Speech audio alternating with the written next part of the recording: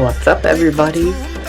This is G, and we are going to talk about full moon for the month of August. We're going to take a peek at the energies, at the frequencies. We had a big discussion about the frequencies at the most recent live vibrations, the frequencies. We had some ghost stories. We had some really amazing things.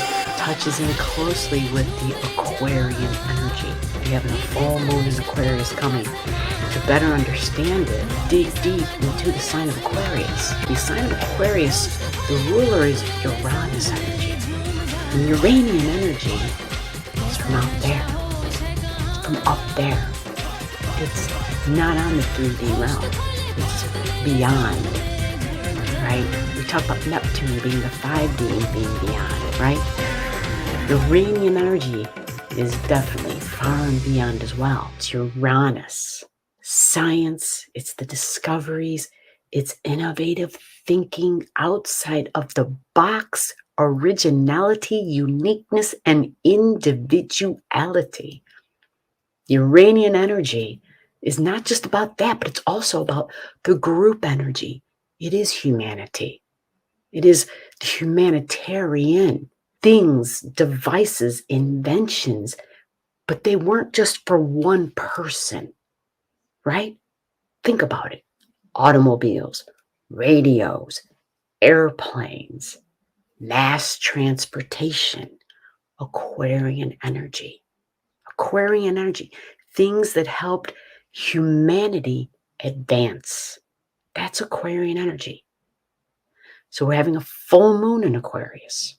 And we're going to take a look. We're going to pop that chart right up on the screen and we're going to find out, because a full moon is about a big release. The moon is our emotions.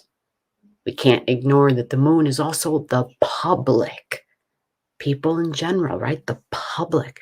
The feelings and the emotions of the public. Our family. It's feminine energy. So significant females or individuals that exude strong feminine qualities, traits, characteristics. The full moon and Aquarian energy. Right here, right now, let's take a deep dive. This Aquarius full moon is, if you think back to the previous month, we had a full moon in the sign of Aquarius. Yeah. So this isn't incorrect. This is absolutely correct. And it was in the earlier degrees of Aquarian energy. Now the cycle happened. 2 weeks later, we had a new moon, right? The moon goes through its cycles. 2 weeks later, we have a full moon. So what the heck is going on? We're back to another full moon in the sign of Aquarius. The real quick story on it is, it's about group energy. Bottom line, because that's what the sign of Aquarius is. It's group energy and the inventions. Also about authority figures, right? It's people in charge, because the sign Aquarius, its traditional ruler was Saturn, right? The one in charge, the teacher. Now it's Uranus, which is also still considered an authority figure, okay? What's fascinating about this full moon is that at 29 degrees, like all full moons, you've got the moon at one end, you've got the sun at the opposite end. That's what makes a full moon all the time, regardless of the sign. Moon at one end, sun at the opposite. Now the moon is a giant reflector. Okay. The opposite of the sign of Aquarius is Leo energy. Okay. We've had lots of talks about Leo energy because we've been in Leo season, right? Finding ways to laugh and enjoy. We just had a big new moon in Leo, the 8-8 Lionsgate, being very creative, emphasis on children, finding different ways to uniquely satisfy yourself and to make yourself laugh, to have fun and to find your happy place and to feel joy in your life. 29 degrees, which means the full moon will be at the exact opposite, 29 degrees, 29:36. This makes a critical degree. It's like that last test, right? You think about the pressure, that 29 degree mark. It's about to dip into the other sign, right? Next day, we'll have the sun at 0 degrees in Virgo. Moon, full moon, feelings, emotion. What do I need? What does the group need? What do I need to do to be able to operate in the group? This is a theme, right? We've been hearing about this for a long time, and we're still having these topics, still having these discussions, whether it's your children and how can they operate safely within a group. Here in the US, this has been a big deal. I imagine all over the world as well. We have this independent, you cannot tell me what I will do myself or what my children will do. But then we also have this, how are you going to tell me what I can do with the group? How are you going to be able to take command and control and tell the group what they can do? Uranian energy, Aquarius, is very rebellious, very rebellious. So when we think about the full moon, the second full moon, not one release, but two releases, is like a lunar reset, right? A lunar reset. Many say that the moon is like a portal. It has the reflections not only of the sun or whatever planet that it's opposite from necessarily, but it does reflect our past. Our past. And Aquarius energy reflects the future of the group. The future of the group. 2 full moons back to back. I'm calling it a reset. And the power in that moon, think of the moon being able to control the ocean's tides, the rise and the fall. It's all based on the lunar cycle of that moon, that luminary up in the sky that's so far away. And, it just seems so distant. Like, what the hell? How could it have any power over what we do here on Earth? So what are we releasing? I'm pointing at the planet Uranus because it rules the sign of Aquarius, right? Traditional astrology, I'll mention it again, was Saturn, okay? And Saturn is in Aquarius. So Saturn has a lot of power here. And so this is rules because Saturn represents, that's what Saturn does. It organizes, it sets up structures and rules for the safety of the group, okay? Saturn may feel like it's, the taskmaster, but it's not there to do harm. Saturn is not there to do harm.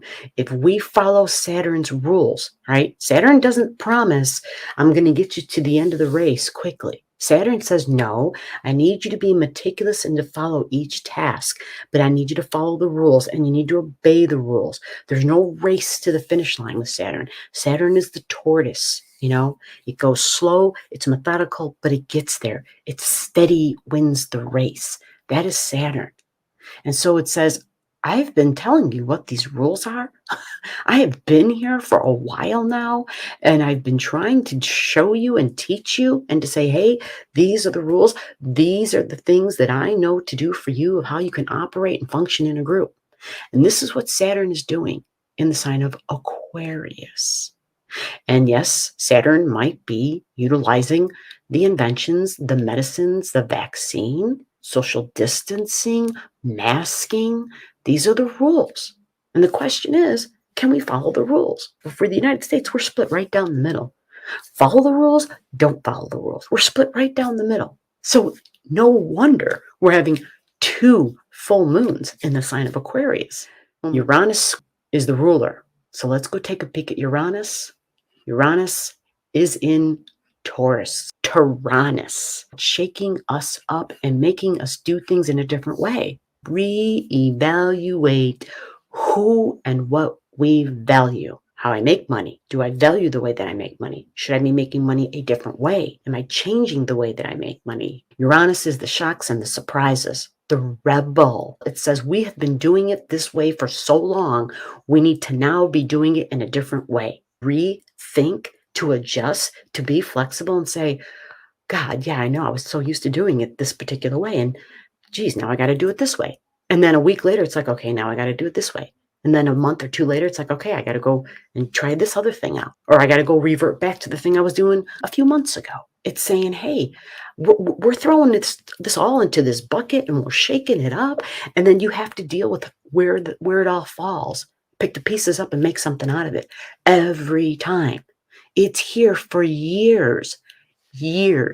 what I love and who I love. Now remember, Taurus is the five senses: food, agriculture, the earth, fixed sign. It's our natural resources. We don't want to change the way we've been using the earth.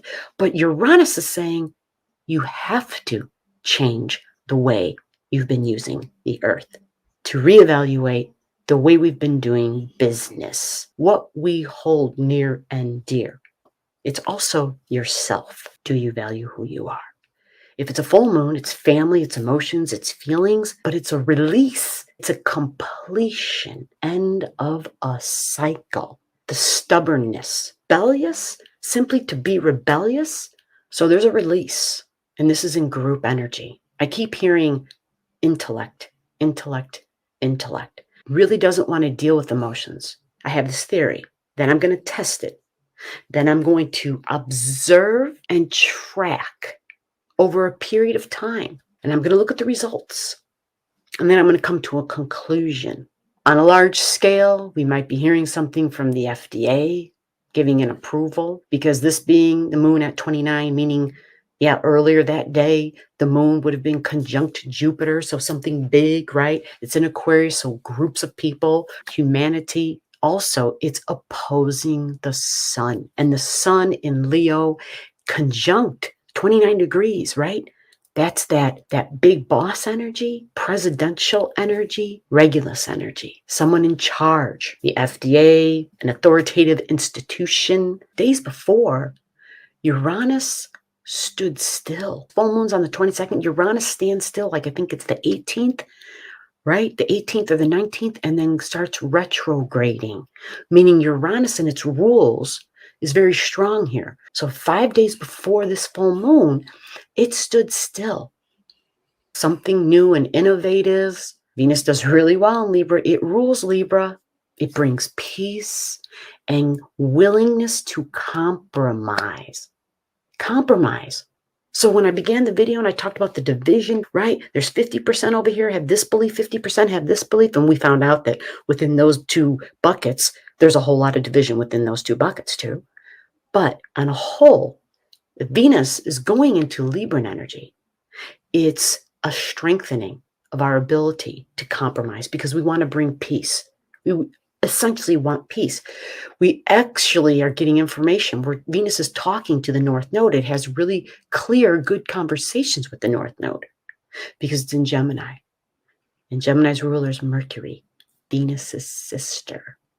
They're at a meeting. They're at a sit down with who?